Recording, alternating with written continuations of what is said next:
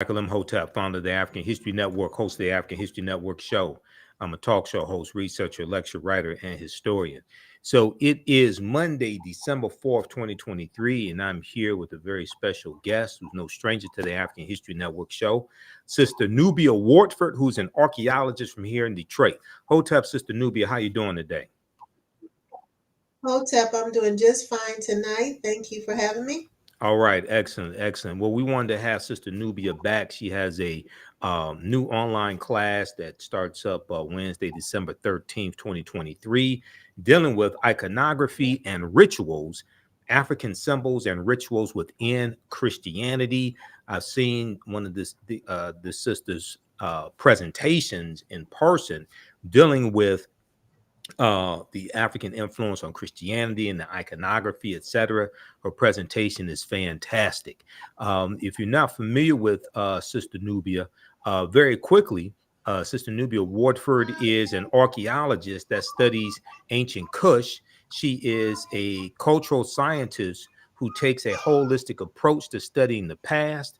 She incorporates history, excavations, past research, and comparisons to present day traditional cultures within existing ethnic groups in the area of study. And Sister Nubia it's a master's of arts in archaeology that you have. Yes, I have Okay. a master's. I have a master's in historical archaeology and bachelor's in anthropology, and working on Okay. my And PhD in ancient Kushite research. absolutely, absolutely. All right. So, Sister Nubia, tell us about this class that you have starting up Wednesday, December 13th, 7 p.m. Eastern Standard Time. This is going to be an online class, correct? It's going to be an online class. We'll be zooming, Okay. um, a Zoom class, and it will be African iconography. It'll be iconography and ritual in African symbols in ritual within Christianity. It's going to be a packed class, just sharing what symbols have been, lack of a better word, borrowed into the Christian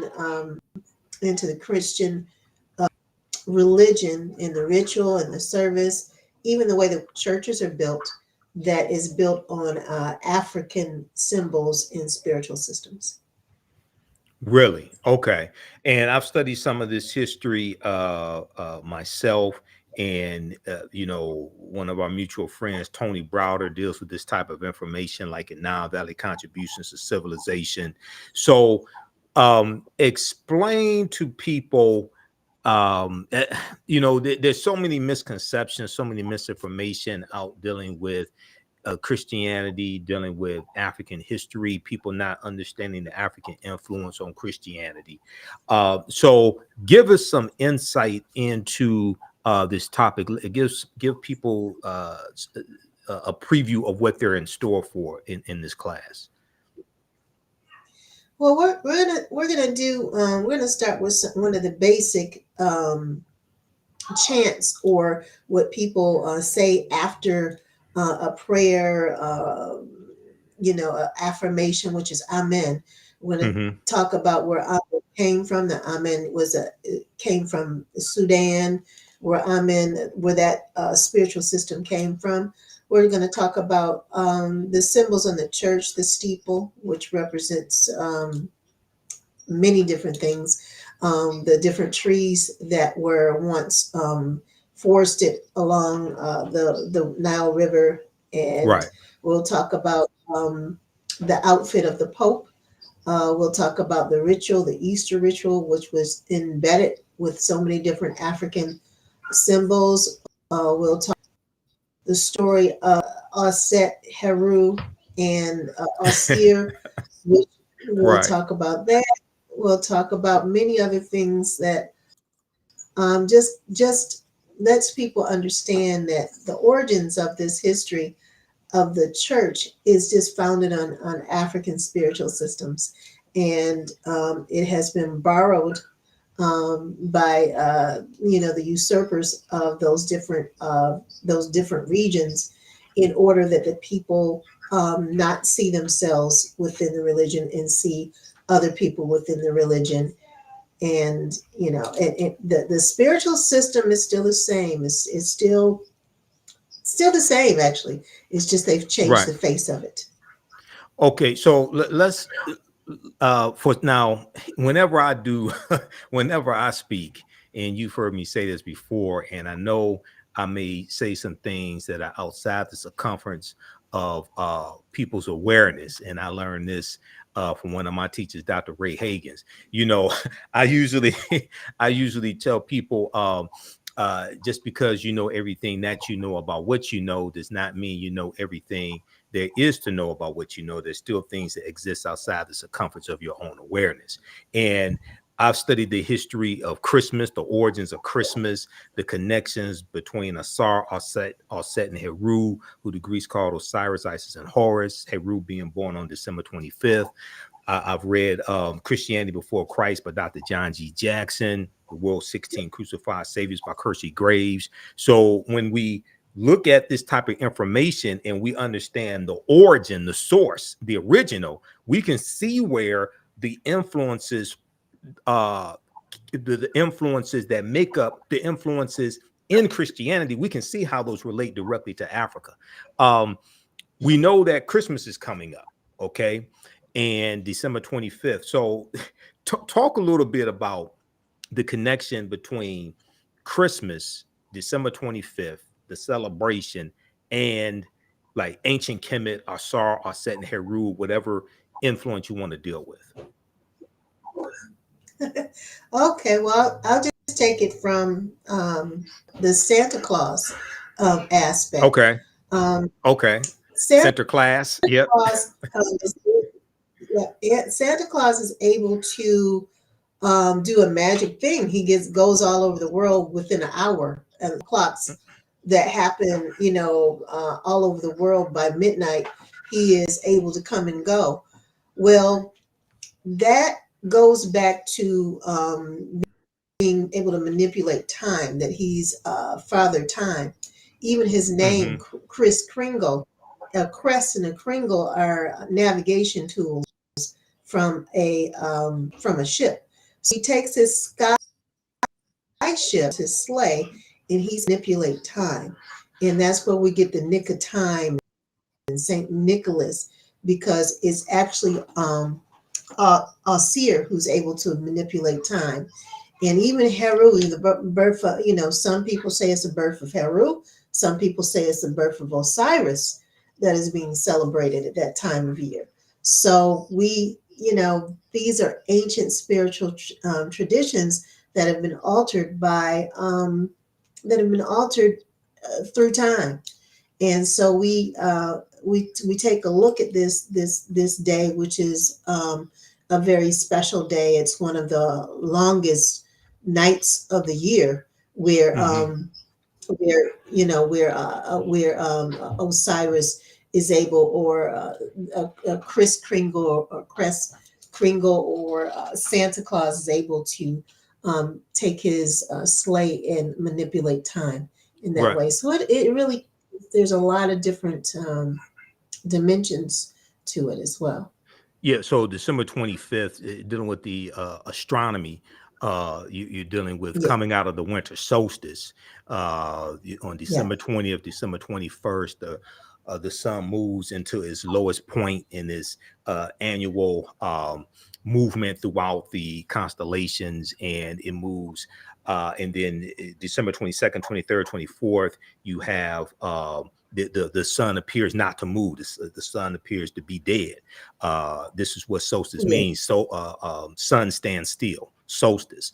And then December 25th, the sun moves 1 degree northward on its annual ascent. And December 25th marks the first day of an increased amount of sunlight. In each additional day, you have more and more sunlight. So in ancient times, this was said to be the birth date of the Son of God, or the SUN, or the Sun, not the SON, but the SUN. So when we look at through different cultures, and we look at their celebrations around that period of time, we look at figures, mythological figures, or what have you. Some people call them crucified saviors. Their birth dates are on or around December 25th. So when you start understanding history and how history influences cultures, etc., and cultures influence mythology, then you start seeing where all this comes from, and it starts. And I think studying this type of information cuts down on a whole lot of arguments that people have. Okay, arguments over this religion, that religion, or Christians, some Christians, not all of them, some Christians saying that African stuff is heathen and things like that, right? It's like, wait a second, if you study Well, what all this, go ahead. it's going to be that. Go ahead. There's going to be that, Michael. There's going to be that said because it's so different from the information that people are used to receiving about this time of year. So people are going to come back with that because they're steeped in their belief systems. Mm. This is based on historical fact. Right. I'm not trying to take away people's spiritual systems or belief systems. Right. This is just historical fact. Well, yeah, and you know, I explain to people, like, you have some people who may become so conscious they want to throw away the Bible, things like that, and I say no. I can draw a direct connection between the Helios Biblos, the Sun Book, and stories in it, and take you right back to ancient Africa, and we can see the influence. You know, we can see where these stories come from. Okay, and it also deals with mythology. It also deals with astronomy as well, which you're going to get into in the class. Now, you mentioned Amen. You mentioned Amen, and at the end of Christian prayers, people say Amen. You don't have to go. I don't want you. You don't have to go deep into this, but just give people some insight into Amen and where it comes from, because we're taught these things in church. I was taught it when I went to Catholic church when I was a child in Catholic school, but we don't know oftentimes we don't know the African origins of things that we see in Christianity. Well, at different points in time, people were figures or different deities represented the Most High. At one point in time, Amen, who was seen as the Most High. Right. When you say Amen at the end of the prayer, you are venerating Amen or Amen Ra. Right. Amen, excuse me, was a deity that lived on top of the sacred mount or the sacred mountain, Jebel Bar in ancient Sudan, or Tua in ancient Sudan, which goes into something different. You know what I mean? We talk about the whole word Tua and all that kind of thing, but that entity is the one that has been borrowed with Amen, Amin, Amen, the country Yemen.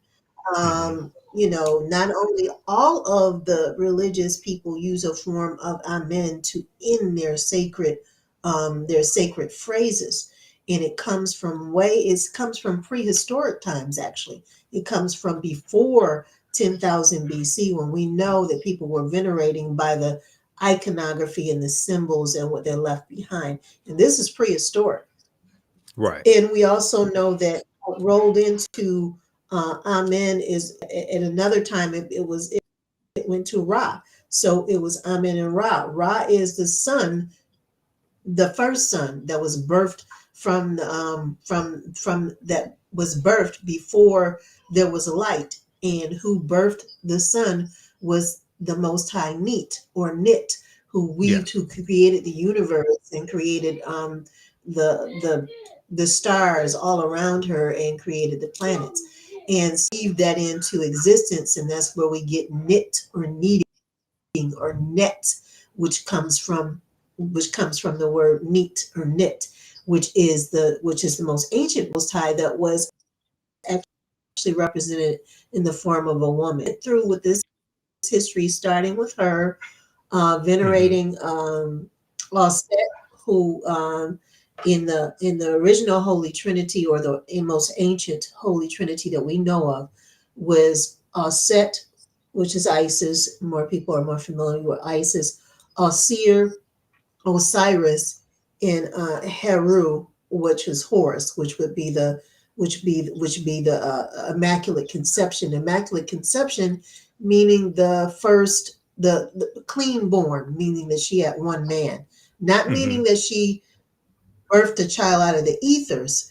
It means that she had one man, and it was immaculate, a clean birth, which means that basically that she knew, because she had only dealt with the one man, that was her child. What's so important about that is before, there was a time when the child belonged to the community, so it didn't really matter who the child's father was, and that was the cultures that existed before, that time, before time we're able to recollect it. Right. And we know that from the oral history. We also know that from in ancient Egypt, people weren't concerned about, being married. The people that were concerned about being married were the royals, because the royal bloodlines, got intact, and understand that this lineage had to have certain bloodlines. But the people, the Right. community, To sit on the actually, throne, things like, yeah. yeah, yeah, they, Hmm. they just they just had to do with the throne. But the people, the community, when a woman had a child, it belonged to the community, even in ancient Egypt. And births were divine, and they were done outdoors, and all kinds of things. So many of these things are rolled into Christianity. And to go back um, to Isis, or Osir, Hmm. she becomes really venerated as the Holy Mother. And Right. we call her name is Mary, which means the beloved, which becomes from the beloved land, which is Tarmary. And then Tarmary, Right. somehow, the Holy Mother, which gets separated in the Catholic Church, who that does not worship Jesus, they worship the Holy Mother, because the Holy Mother is the Most High to them, the Catholic Church, which represents Isis, Aset, Neat, Sechet, and many other, is rolled into one. And we'll talk about how Paris means house of Isis. We'll talk Right. about, how the Vatican, was built upon a church that venerated Osir and Aset, and the Immaculate Conception. The story of, we see the Tekken, or the Yes. Washington Monument there, which is a copy of the Tekkens, or the obelisk, that were in ancient Egypt. And and this is representative of the male organ, of the phallic symbol, in Right. which, Aset created. She built herself. She actually recreated, because she couldn't find that member, and she conceived a divine child, Yes. that was born. And this is where this story comes from. So we'll go into detail, and show people that. Will show, the Amin's home. Will show, uh, the similarities with Saint Nicholas and Saint Nick, Osiris. We'll go through, and we'll look at symbols of the Catholic Church. We also will talk about the rituals of Neat, the coming of the light, Hmm. ceremony, which venerates Neat, which it was a very ancient ceremony. The clothing of the Pope, which is, pharaonic clothing, and more, Right. and more. Now, tell people when the class begins and how they can register for the class. The class begins on December 13th. December 13th, it is a 2-day class for 2 hours, December 13th and December 14th, Wednesday and Thursday, from 7 p.m. EST to 9 p.m. EST. And people can email me at NWARD, F as in Frank, ORD, at hotmail.com, and just put symbols, so I know that you're interested in the class. And the cost of the class is just a donation of $39 for the 2 days. Okay. I'll be doing classes every couple of months, and I want to make sure that everybody who wants to join the class can join the class. So, want to make it very affordable for everybody. And we also we'll have discussion times. That's 2 hours, but we'll have hour and a half of class, 30 minutes of discussion, so people are able to discuss, and people are able to get more details on things. We'll also have resources to recommend. Just don't take it from, what Sister Nubia. We'll also, just like Right. Michael named those resources at the beginning, will have resources where you can look up the information as well. Absolutely. Okay. Yeah, proper documentation ends all conversation, as I say. So, you know, like when I do my lectures, I teach my information is thoroughly documented.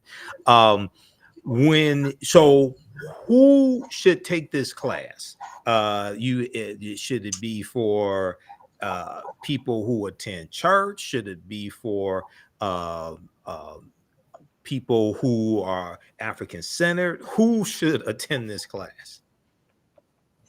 People who want to know historical facts. If Historical fact. historical facts, um, you could be a member of a church. You could be a student. Anybody at this class, anybody 16 and above. Okay. Various details. Um, I don't say 18 because a lot of people start studying historical facts a lot earlier than that. At least I did. I started historical facts at 7 years old, Right. unbeknownst to my parents. Now I would ask some questions that they would kind of raise their eyebrows and say, "Where did you get that from?" I said, "Well, I was Right. just in the library and I this, that, and the other." So, which they had me going to the library every Saturday with my sister, and I read and say what I had to read. I would just walk around the library and read different things, and they would always ask me, "Where did you get that?" And I said, "In a book in the library, Mom." And so, Right.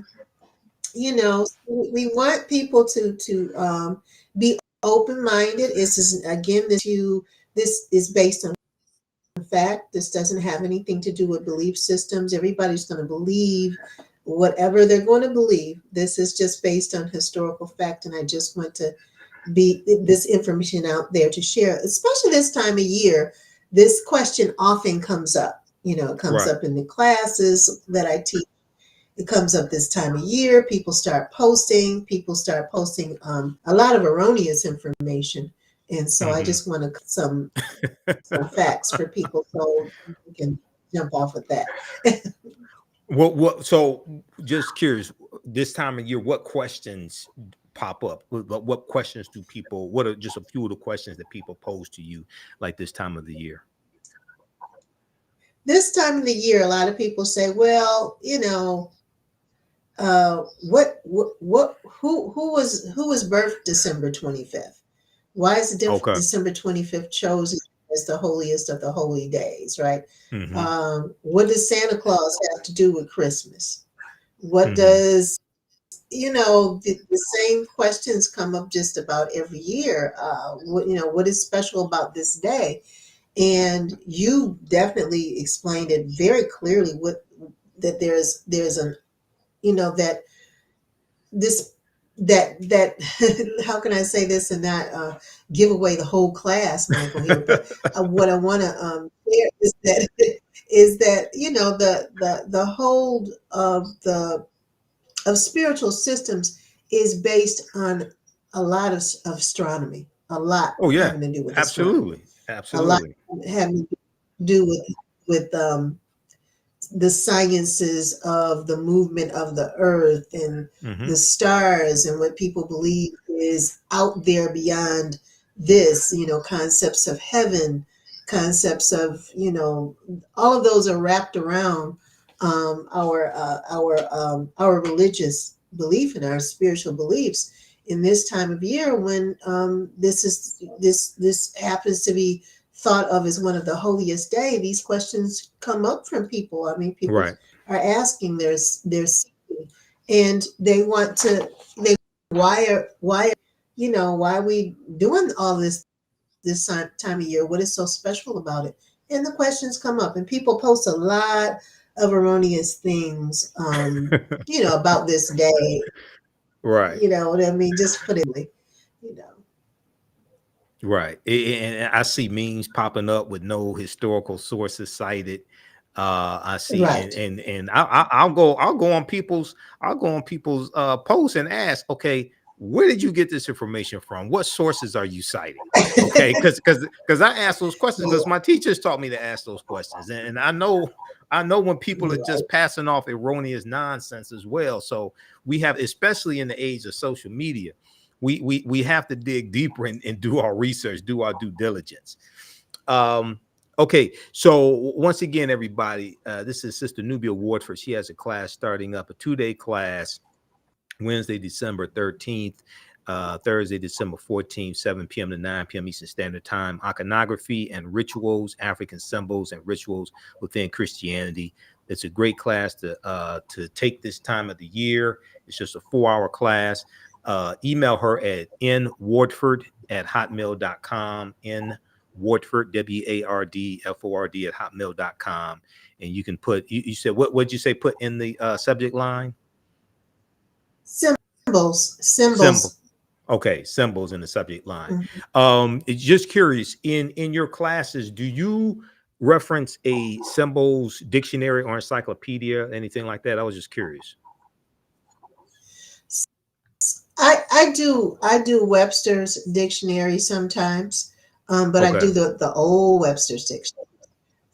Okay. You know, they have all of things that have been seen now as politically incorrect and all that kind of thing, because it really explains the original ideas behind things. And I also try to do languages. We also will talk about the Ethiopian systems as well, and how Okay. how it relates to their belief systems, which has been proven to go back. You know, Tia, which is in Ethiopia, that site is at least 20,000 years old, and that venerates a female Most High as well. So which site is you that? know, we'll try to. Which site is that? Tia, Tiya, and it is a calendar that is seen, one of those astrological calendars that has monoliths, and it points to star systems, and so we know that they were recognizing.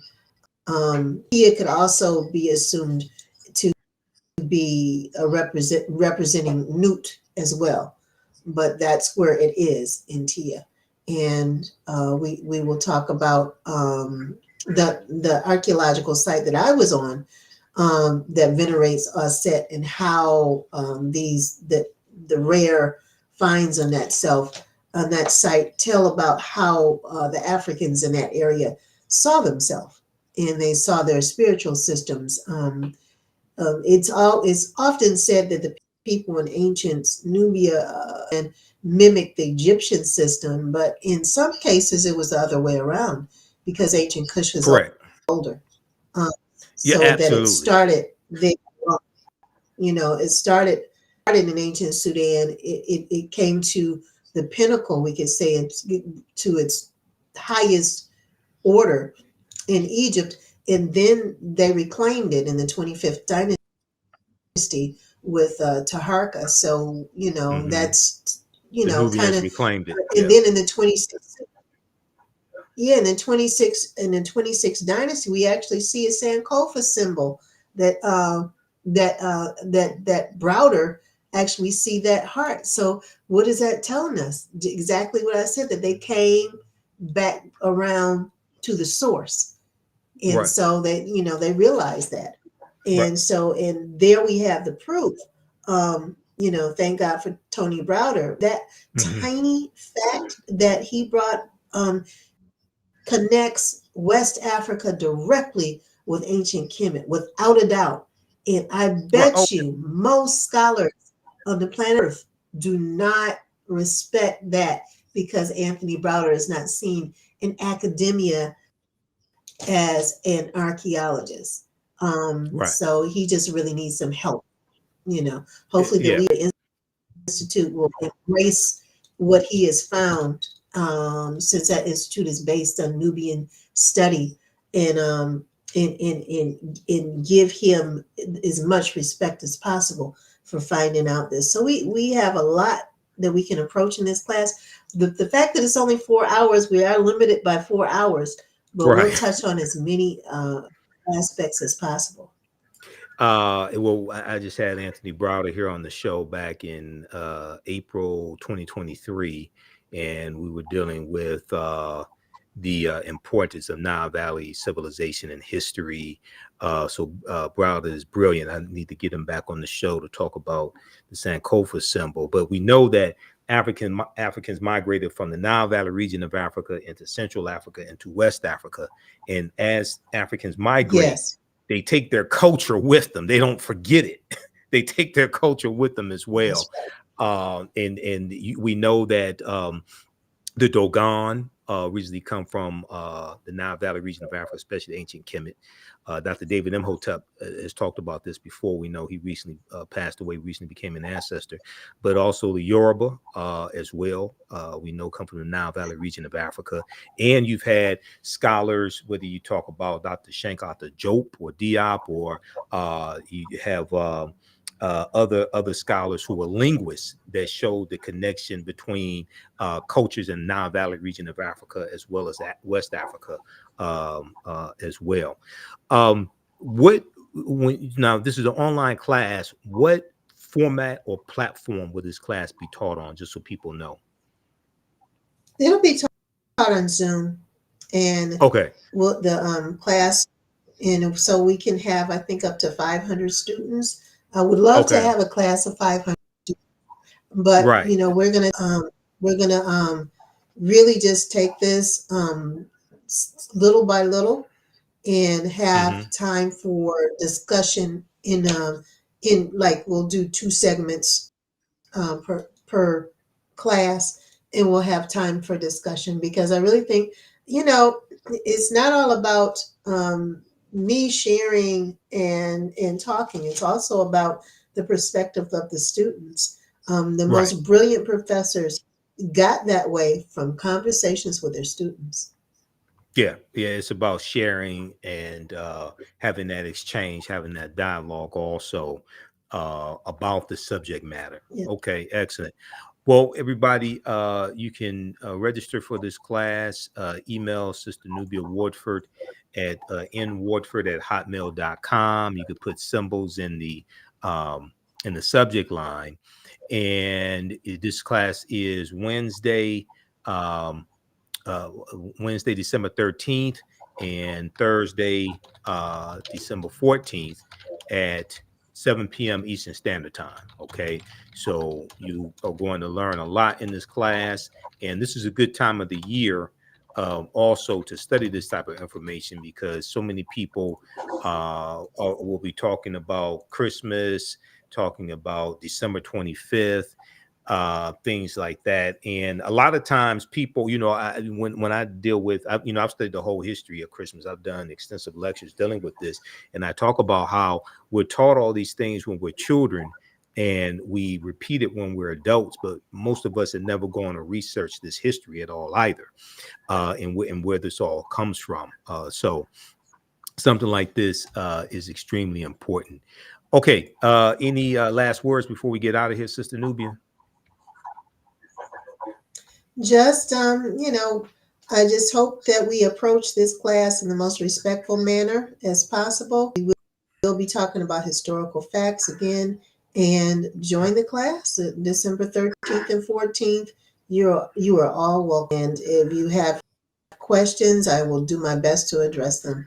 And I love the discussion. Please come and be ready for discussion points, and it's going to be a very lively class.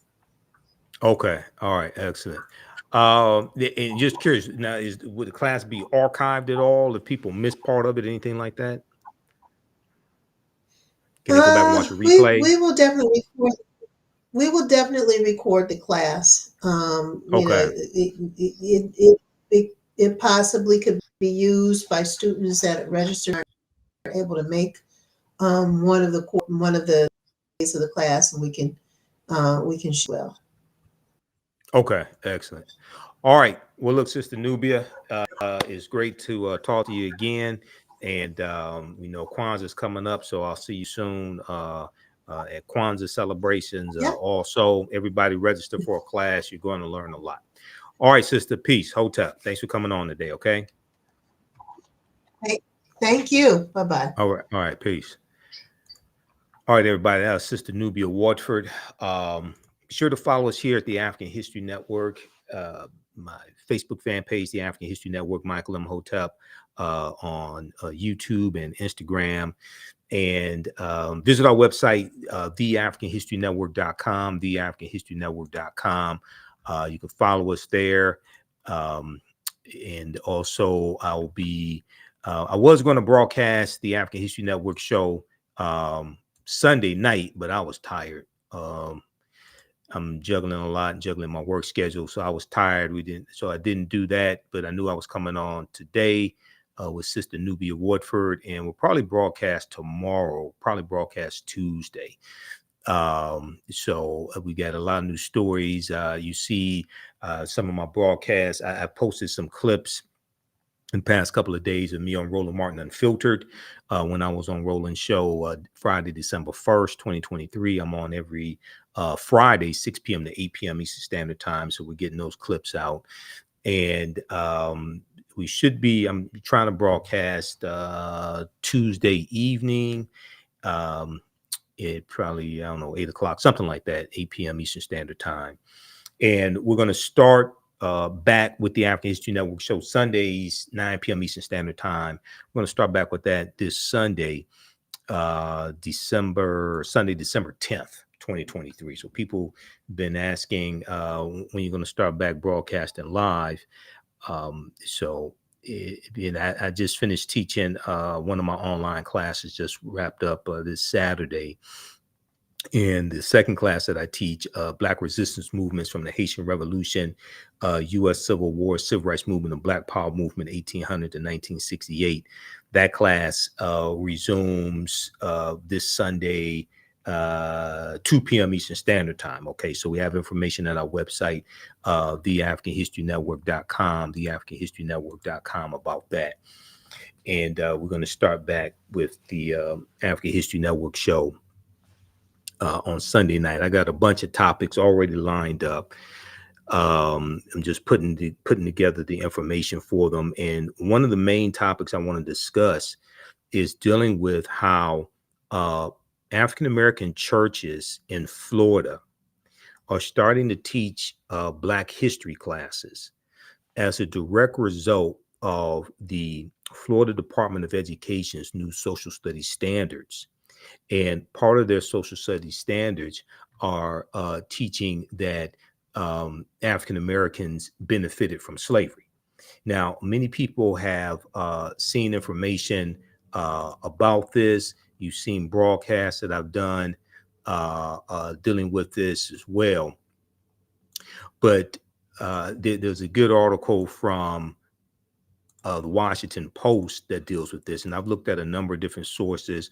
I watched some videos with the different pastors, but this is just one article right here from the Washington Post that deals with this. Florida, after Florida restricts Black history, churches step up to teach it. After Florida restricts Black history, churches step up to teach it. And this is from September 24, 2023, Brittany Shamus for the Washington Post. And it talks about how African Americans in Florida but across the country, but especially in Florida, are furious at what the Florida Department of Education is doing. And they're talking about the suppression of the teaching of African American history and why it's important, not just for African Americans to understand this history, but Americans in general. Okay. As a new school year started, the Reverend Gaston Smith was standing at the pulpit with a lesson on one of those chapters. After months of controversy over new directives governing classroom instruction in Florida, changes that critics said sanitized or even distorted the past, He and other Black pastors across the state of Florida agreed their churches had no choice but to respond. This pastor, Reverend Gaston Smith, and other African American pastors across the state of Florida agreed that their churches had no choice but to respond. They would teach Black history themselves. And this is something that I said had to happen when I was on Faraji Muhammad's show. I talked about this. I talked about this on the African History Network show.